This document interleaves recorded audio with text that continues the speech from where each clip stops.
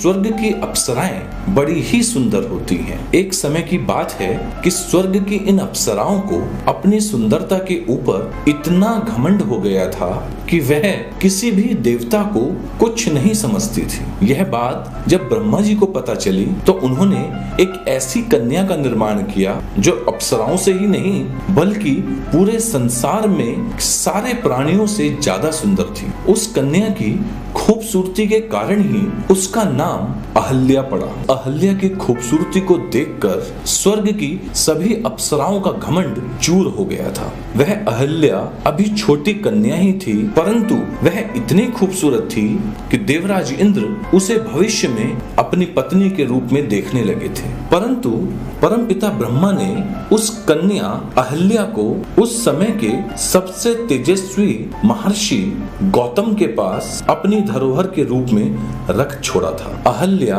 महर्षि गौतम के आश्रम में रहकर समय आने पर जब पूर्ण रूप से वयस्क हुई तब सभी बाहुबली देवता, राक्षस, नाग और मनुष्य उसे अपनी पत्नी बनाने का सपना देखने लगे थे। परंतु इनमें से किसी का भी साहस उन तपस्वी गौतम के आश्रम में जाने का नहीं होता था, क्योंकि उन सभी का बाहुबल महर्षि गौतम के तप के सामने कुछ भी नहीं था। जब अहल्या युवा हुई तो महर्षि गौतम ने परमपिता ब्रह्मा जी की उस धरोहर को उन्हें वापस लौटा दिया। अहल्या के वापस आने के बाद ब्रह्मा जी यह सोचने लगे कि मैं अहल्या का विवाह किसके साथ करूं? तो उन्हें इस सारे जगत में कोई देवता, नाग और मनुष्य अहल्या के लायक नहीं दिखाई दिया। तब ब्रह्मा जी को महर्षि गौतम याद आए, क्योंकि उनके मन में अहल्या के साथ रहकर भी कोई विकार नहीं आया था। इसलिए ब्रह्मा जी ने गौतम ऋषि के इंद्रिय संयम को देखते हुए उन्हें ही संसार का सबसे श्रेष्ठ पुरुष माना था और उनको अपने पास बुलाया। फिर इस अहल्या को इस बार उन्हें पत्नी के रूप में सौंप दिया। ब्रह्मा जी के इस निर्णय से देवराज इंद्र बहुत ज्यादा दुखी हुए थे, क्योंकि वो अहल्या को अपनी पत्नी बनाने का विचार कर चुके थे।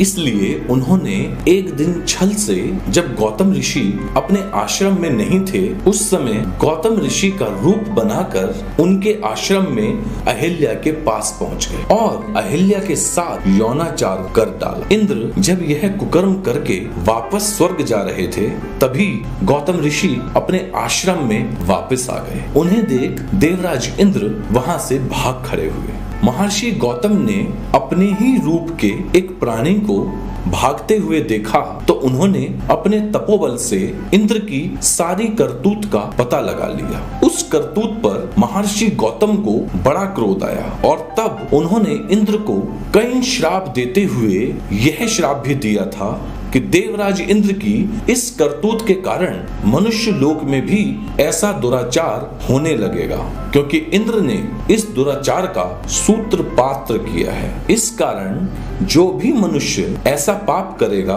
उसके आधे पाप का भागीदार स्वयं देवराज इंद्र होंगे।